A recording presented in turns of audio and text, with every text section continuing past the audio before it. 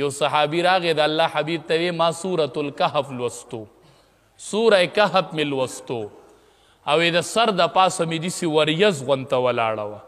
نبی کریم صلی الله علیه وسلم ورته وفرمیل وی حدیث مبارک کې چې کومه سکینه راغلی د هغه دقه وه که نه د هغه سکینه نازلېدله.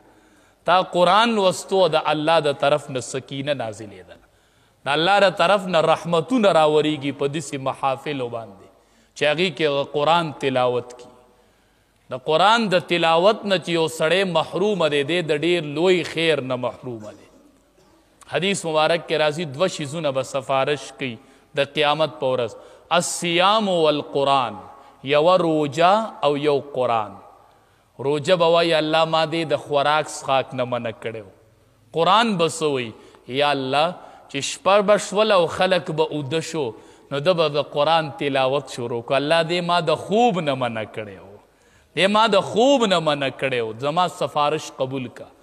حدیث مبارک کې راځي قرآن به وایي رب العالمینا زه سفارش کوم، الله به وایي وایه څه وکمه.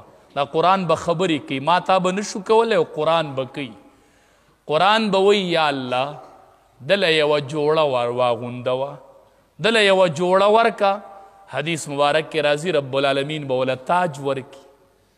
نو قرآن به ورته وایي الله نوری ورله سیوا که، نور ورله سیوا څه ورکه. نو وی رب العالمین به ورته جوړه واغونده، یو تاج یوه جوړه، دا به قرآن سفارش کی او دا به دې بندله الله ورکوي په ورځ د محشر. څنګه چې نن موږ دې ماشومانو ته ګورو، داسې مدرسه کې طالباتو ته ګورو، څنګه چې نن د دې دا مخونه رڼا کوي، داسې به ورځ د قیامتي انشاءالله په میدان محشر کې به هم دا مخونه رڼا کوي.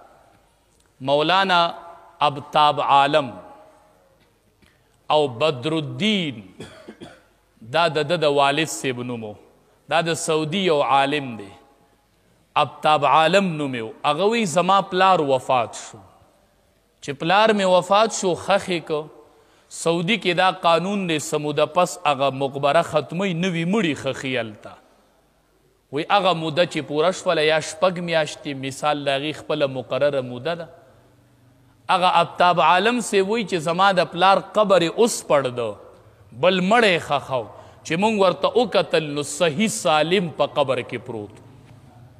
په دویم ځل چې بیا هغه موده پوره شوله بیا یې اوس پړده، بیا مې پلار په اخ کې حالت پروت و. 3 پیرې زما د پلار قبر سپړلی شوی دی چې بل مړی خښ کي او ما به لیده چې هغه زما پلار به په اخ کې حال پروت. نو بیا هغې عالم خپله وجه لیکلې ده. وی د دې وجه ما ته معلومه وه چې زما پلار ولې صحیح سالم په قبر کې پروت و. وی زما پلار چې و هغه به د قرآن د طلبه و د قرآن د حافظانو ډیر قدر کو، د دې به ډیر تعظیم کو. وی دا د قرآن بچی دی، دی قرآن لولي. او زما د پلار دا عادتو چې د مرګه پورې زما پلار چرته حافظ قرآن ته خپه دسې نه وه غورځولې، حافظ قرآن ته یې خپې کړې نه وي. وی به چې د ده په سینه کې قرآن پروت دی، زه چې قرآن ته نشم خپې کولی نو زه حافظ قرآن ته هم نه خپې کوم. صرف د حافظ قرآن ادب او احترام به یې کوو. زما والد صاحب ادب او احترام، د هغې ادب او احترام د وجې نه زما د پلار لاش 3 پیرې ښکاره شوی دی او صحیح سالم به په قبر کې پروت.